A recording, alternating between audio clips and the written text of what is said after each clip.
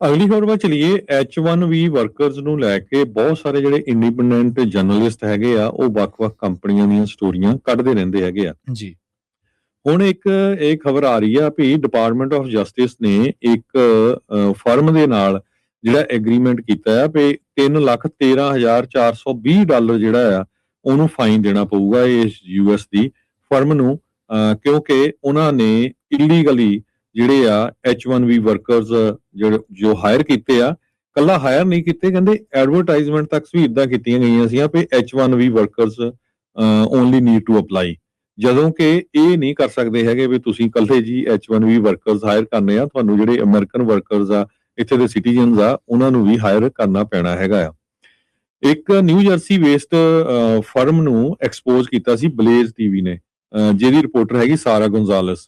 ਉਹ ਤੋਂ ਬਾਅਦ ਜੋ ਡਿਪਾਰਟਮੈਂਟ ਆਫ ਜਸਟਿਸ ਨੇ ਇਲੀਗਲ ਹਾਇਰਿੰਗ ਪ੍ਰੈਕਟਿਸ ਦੇ ਅੰਡਰ ਇਸ ਜਿਹੜੀ ਕੰਪਨੀ ਆ ਉਹਨੂੰ ਜਿਹੜਾ ਉਹਦੇ ਤੇ ਲਾ ਸੂਟ ਫਾਈਲ ਕੀਤਾ ਸੀ, ਤੇ ਉਹਨਾਂ ਨੇ ਹੁਣ ਜਿਹੜਾ ਸੈਟਲਮੈਂਟ ਆ ਕਰ ਲਿਆ ਵੀ ਹਾਂ ਸਾਡੇ ਤੋਂ ਗਲਤੀ ਹੋਈ ਆ ਤੇ ਇੰਨਾ ਅਸੀਂ ਫਾਈਨ ਦੇਣ ਦੇ ਲਈ ਤਿਆਰ ਹੈਗੇ ਆ।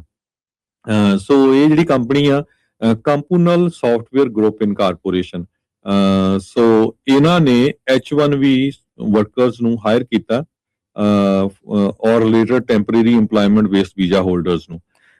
ਜੋ ਪ੍ਰੈਸ ਰਿਲੀਜ਼ ਜਾਰੀ ਹੋਈ ਹੈਗੀ ਆ ਡਿਪਾਰਟਮੈਂਟ ਆਫ ਜਸਟਿਸ ਵੱਲੋਂ, ਉਹਨਾਂ ਨੇ ਇਹ ਕਿਹਾ ਹੈਗਾ ਆ ਵੀ ਤੁਸੀਂ ਜੋ ਲਾਅ ਆ ਇਮੀਗ੍ਰੇਸ਼ਨ ਐਂਡ ਨੈਚੁਰਲਾਈਜੇਸ਼ਨ ਐਕਟ, ਉਸ ਨੂੰ ਵਾਇਲੇਟ ਕੀਤਾ ਹੈਗਾ। ਜਦੋਂ ਤੁਸੀਂ ਰਿਕਰੂਟ ਕੀਤੇ ਉਦੋਂ ਤੁਸੀਂ ਜੌਬ ਐਡਵਰਟਾਈਜ਼ਮੈਂਟਸ ਦੇ ਉੱਤੇ, ਪੋਜੀਸ਼ਨਸ ਦੇ ਉੱਤੇ ਇਹ ਲਿਖਿਆ ਵੀ ਸਿਰਫ H1B ਵਰਕਰਸ ਜੋ ਆ ਉਹ ਅਪਲਾਈ ਕਰ ਸਕਦੇ ਹੈਗੇ ਆ, ਜਦ ਕਿ ਤੁਹਾਨੂੰ US ਦੇ ਜਿਹੜੇ ਸਿਟੀਜ਼ਨ ਜਾਂ ਉਹਨਾਂ ਦੇ ਗ੍ਰੀਨ ਕਾਰਡ ਹੋਲਡਰ ਜਾਂ ਉਹਨਾਂ ਨੂੰ ਵੀ ਇਨਕਲੂਡ ਕਰਨਾ ਪੈਣਾ ਸੀ।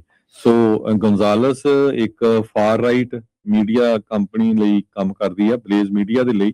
ਉਸਨੇ ਜੇ ਇਹ H1B ਵਰਕਰਸ ਓਨਲੀ ਕ੍ਰਾਈਟੇਰੀਆ ਵਾਲੀ ਜਿਹੜੀ ਆ ਗੱਲ ਆ ਉਸ ਨੂੰ ਐਕਸਪੋਜ਼ ਕੀਤਾ ਸੀ। ਇਸ ਤੋਂ ਬਾਅਦ ਜੋ ਹਰਮੀਤ ਕੌਰ ਢਿੱਲੋਂ ਆ, ਆਪਣੇ ਅਸਿਸਟੈਂਟ ਅਟਾਰਨੀ ਜਨਰਲ ਹੈਗੇ ਆ ਜਸਟਿਸ ਡਿਪਾਰਟਮੈਂਟ ਦੀ ਸਿਵਲ ਰਾਈਟ ਡਿਵੀਜ਼ਨ ਦੇ, ਉਹਨਾਂ ਨੇ ਇਹ ਕਿਹਾ ਵੀ it's illegal to discourage US workers from applying for American jobs. Employers cannot exclude US workers from the labor force by discriminating against them based on their citizenship status। ਵੀ ਜਿਹੜੇ EMPLOYERS ਆ ਉਹ ਇਦਾਂ ਡਿਸਕ੍ਰਿਮੀਨੇਟ ਨਹੀਂ ਕਰ ਸਕਦੇ American jobs ਨੂੰ, ਹਨਾ।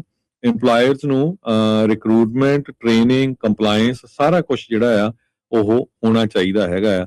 ਸੋ ਇਸ ਕਰਕੇ ਜਿਹੜਾ ਡਿਪਾਰਟਮੈਂਟ ਆਫ ਜਸਟਿਸ ਨੇ ਉਹਨਾਂ ਤੇ ਲਾ ਸੂਟ ਫਾਈਲ ਕੀਤਾ ਸੀ, ਪਰ ਉਹ ਪਹਿਲਾਂ ਹੀ ਜਿਹੜੇ ਆ ਆਪਣੀ ਗਲਤੀ ਮੰਨ ਕੇ ਜੋ ਆ ਫਾਈਨ ਦੇਣ ਦੇ ਵਿੱਚ ਉਹਨਾਂ ਨੇ ਸੈਟਲਮੈਂਟ ਕਰ ਲਿਆ ਹੈਗਾ।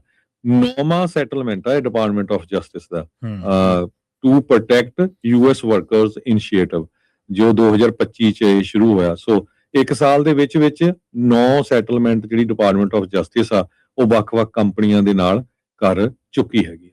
ਜੀ ਬਿਲਕੁਲ।